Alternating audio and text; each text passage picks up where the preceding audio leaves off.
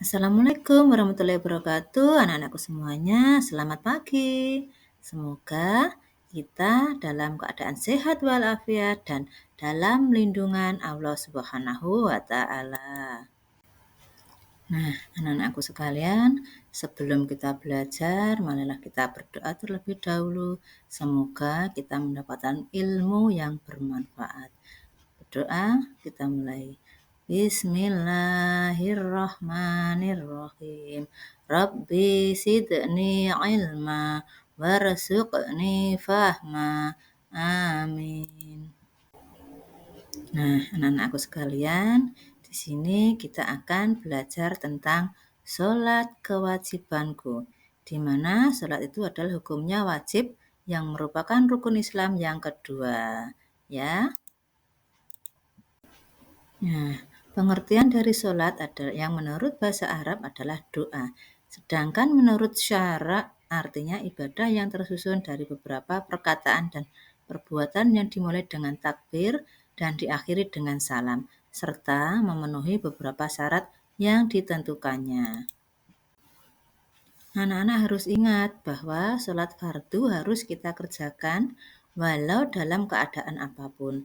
Jika kita tidak bisa melakukan dengan berdiri, boleh kita lakukan sambil duduk. Dan jika tidak bisa sambil duduk, kita bisa lakukan dengan sambil berbaring.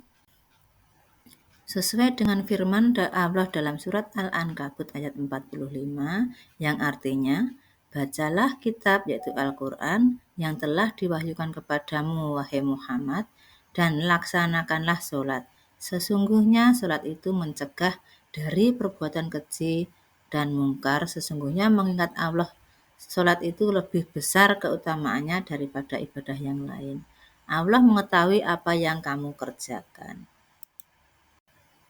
Dan yang perlu kalian ketahui bahwa pada hari kiamat kelak, sholat merupakan amalan yang pertama kali dihisab dan diminta pertanggungjawabannya oleh Allah. Anak-anakku sekalian, hikmah dalam melaksanakan sholat ada banyak, yaitu diantaranya 1. Selalu mengingat kepada Allah. 2. Kita bisa mendekatkan diri kepada Allah. Dan ketiga, kita bisa meningkatkan disiplin waktu. Keempat, kita bisa hidup bersih. Yang kelima, hidup lebih teratur dan lebih tertib. Yang keenam, bersikap rendah hati. Yang ketujuh, hidup damai dan menyebarkan keselamatan. Yang kedelapan, hati kita menjadi tenang dan tentram. Yang kesembilan, membina kebersamaan, persatuan, dan persaudaraan. Dan yang kesepuluh adalah kita bisa memelihara diri dari perbuatan dosa. Nah, di sini kita akan melihat gerakan dalam sholat atau praktek yang dilakukan saat sholat.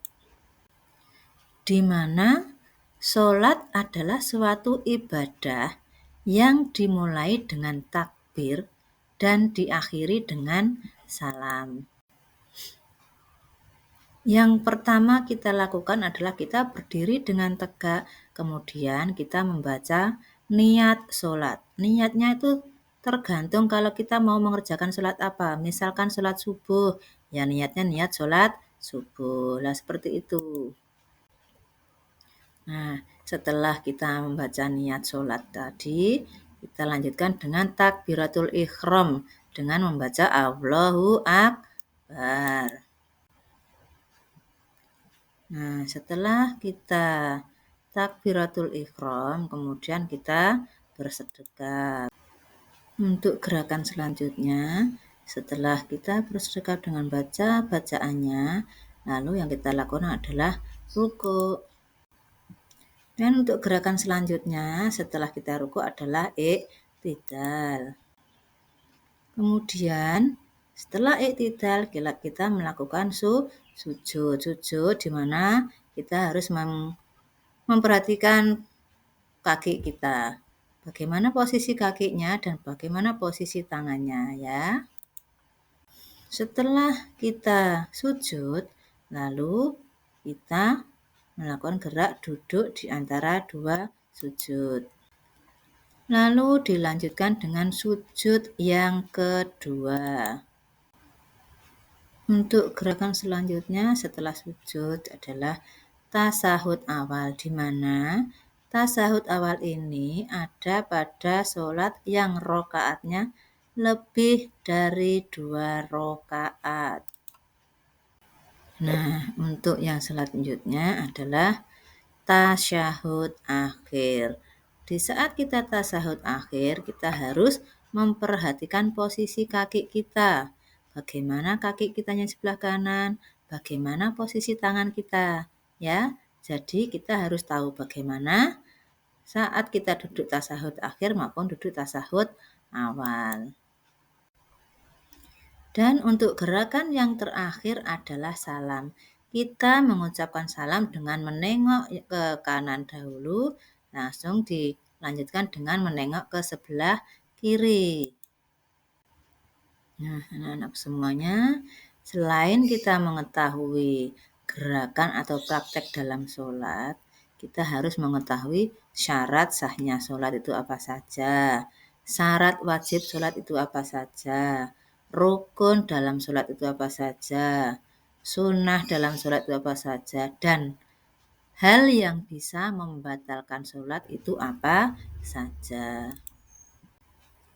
Nah, itu yang bisa Bu Guru sampaikan kepada anak-anak semuanya. Semoga anak-anak bisa memahaminya dan bisa mempraktekannya. Assalamualaikum warahmatullahi wabarakatuh.